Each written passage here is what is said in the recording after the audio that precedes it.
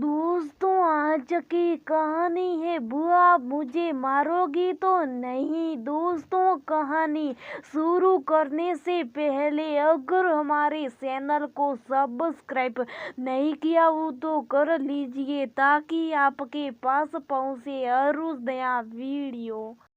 साय की सुस्ती लगाते सन्नो भरे गले से कहा, बेटा ताई जी के यहाँ से आवाज आ रही है, लगता है बुआ आई है। बेटिया 12वीं में देखा तो वो पढ़ने में लतीन थी। उसे बुआ से और बुआ को उसे शायद कोई मतलब नहीं।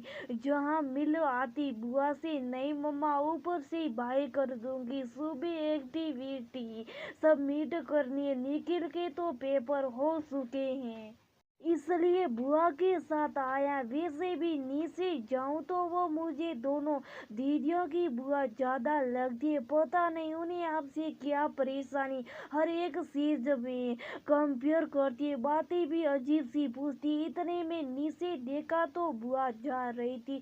मिनी ने जागा, नजरें मिली तो औपचारिकता में बाय कर दिया।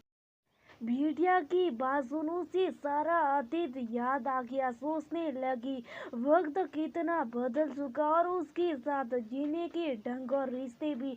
आज कोई रिश्ता महत्व नहीं रखता। बच्चे बचपन में समझदार हो गए। एक मेरा समय था जब विदा हो आती बच्चे मुंह लटकाए खड़े हो जाते। छुटकी तो मुझसे पहले ऑटो में जा बैठती। क्या रिश्ता देखा मेरी बेटिया ने। सोचते सोचते अतीत याद आने लगा। बुआ चलो ना, आपने कहा था जब आऊंगी तब पिक्चर देखा कर लाऊंगी। घूमने चलेंगे, रोज कहीं ना कहीं जाएंगे। हाँ तो चलेंगे ना, आज तो थक कर आई हूँ, कल से रोज घूमना और बाहर खाना। जितने दिनों खूब मस्ती करेंगे। खाना खा बुआ आराम करना चाहती थी पर बच्चे नहीं मम्मा हम बुआ के साथ ही सोएंगे।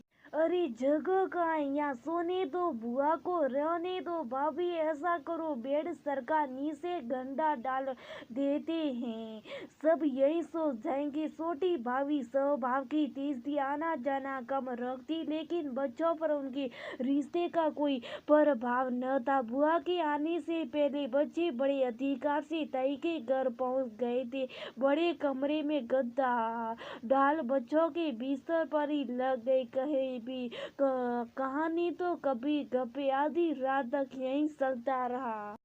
बुआ का हर बच्चे को इंतजार होता है। 3 भाइयों में इकलौती व सबसे छोटी चन्नो बुआ। घर के सब बच्चे उनके सामने हुए। अब खुद की शादी को भी समय हो चुका है। 2 बच्चे माँ बाप गुजर गए लेकिन मायका नहीं छूटा। जितना प्यार भाई भाभीियों से उन्हें मिला उतना ही अब सब भतीजे भतीजों को देती है। तीनों भाई अलग रहते पर बुआ की आती सब बच्चे एक जगह इकट्ठा हो जाते, फिर वही मस्ती धमाल। सुबह बुआ के उठने से पहले बच्चे उठ गए। आज स्कूल ट्यूशन सबकी छुट्टी है। कोई बुलाने भी आया तो शान से कहा बुआ आइए। आज बुआ सब बच्चों को लेकर छोटे भाई के जाने वाली है। घर के सामने से लोकल बस में हिदायों के साथ बच्चों को बैठाया गया। कोई एक दूसरे का हाथ नहीं छोड़ेगा। बस में धक्का मुक्की हो तो रोना नहीं। जैसी जगह खाली देके तुरंत बैठकर को गोदी में बैठा लेना और सड़क पर आगे आगे जो भागेगा उसे मैं दोबारा अपने साथ नहीं लाऊंगी। छुटकी वॉशरूम जाना है तो अभी जाओ, रास्ते में मत मसल जाना।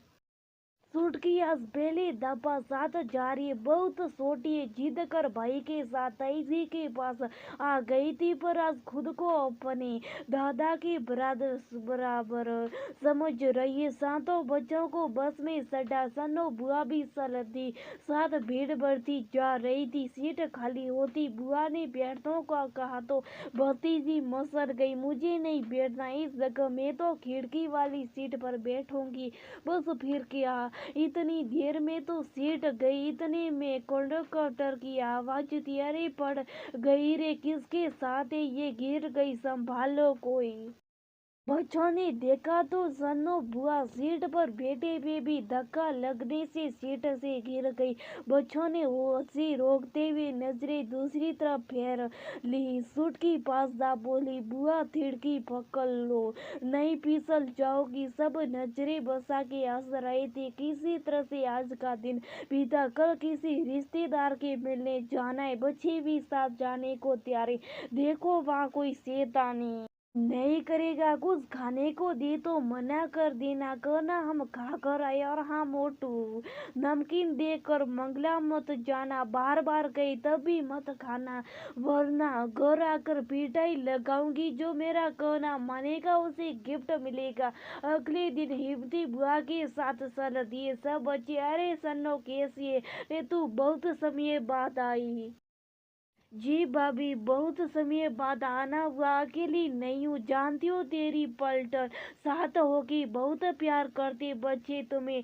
सो तो है भाभी, एक मिनट भी नहीं सोती। सब बच्चे शालीनता से बैठे थे। नजरें मिलने पर धीरे धीरे शैतानी भरे अंदाज में हंस देते। भाभी शाही नाश्ता लेने गई।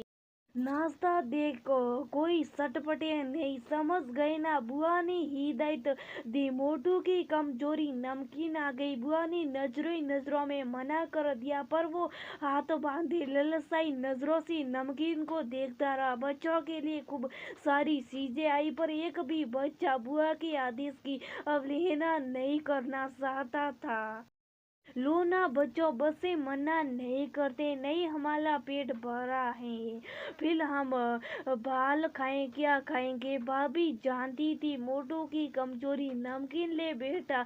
नहीं आंटी। अरे सनो कहो ना बच्चों से कुछ तो ले, तो मना करके लाई होगी। ले लो बच्चों, मोटू ले बेटा तेरी पसंद की नमकीन। सनो बुआ की जुबा पर कुछ था, पर आगे कुछ और ही कह रही थी। जब बुआ ने कहा तो मोटू से रहा नहीं गा। खा तो लूंगा, पर पहले बताओ घर जाकर मारोगी तो नहीं। खिसी आई बुआ और भाभी का हंसते हंसते बुरा हाल था। अब सब बच्चों को परमिशन मिल गई थी। थोड़ी देर में पूरी मेज साफ। घर आकर जो डांट पड़ी वो उस मस्त बचपन की शरारत के आगे फीकी थी। पिक्चर देखी गई। कुछ दिन बीता। आज बुआ जाने वाली। सूट की तक को बुरा लग रहा है। आज बुआ के निर्देश कम थे, बच्चों की शिकायत ज्यादा। थोड़े दिन के लिए क्यों आती हो बुआ, मम्मी को कहो ना वो फ्रेंड के घर नहीं जाने देती।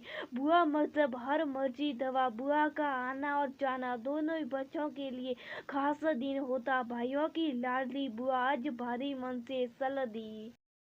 हृदय की पीड़ा के आंसू जैसे गिरे, सन्नो को वर्तमान में ले आए। देखा तो बेटिया अपने काम में व्यवस्थित। उसे न बुआ के आने की खुशी तो न जाने का गम। बुआ उसके घर नहीं आई ये मलाल भी न था। सब रिश्ते कितने औपचारिक हो गए, सब अपनी जिंदगी में इतना व्यस्त हो चुके कि किसी के लिए सोचने का समय नहीं रहा। पहले बच्चे डरते भी बुआ से थे, लड़के भी बुआ से, और मन की भी बुआ ही पूरा करती। हर बच्चे से प्यारा सा रिश्ता निभाने वाली बुआ भी समय विषय औपचारिकता के कारण कहीं खो गई है। अपने रिश्तों को किसी स्वार्थ का जामा मत पहनाइए, रिश्तों की मिठास को महसूस करे। लेकिन अब समय बदल गए। ना वो बुआ होती है जो महीनों पियर में रहा करती थी, ना वो बच्चे होते जो अपनी बुआ का इंतजार करते। छोटे घर और व्यवस्थित दिनचर्या में अपनी शादीशुदा बेटी का तो स्थान है, पर बहन देर की हो गई है ये बात साधारण सी और चुभने वाली जरूर है। पर वर्तमान समय की वास्तविकता यही है, ये किसी एक का दोष नहीं, ये सब व्यस्त सीमित जगह के कारण है। आज बहुत कम बच्चे इस मीठस भरे रिश्ते का आनंद उठा पाते हैं। खुशकिस्मत है जो आज भी इस पल को जी रहे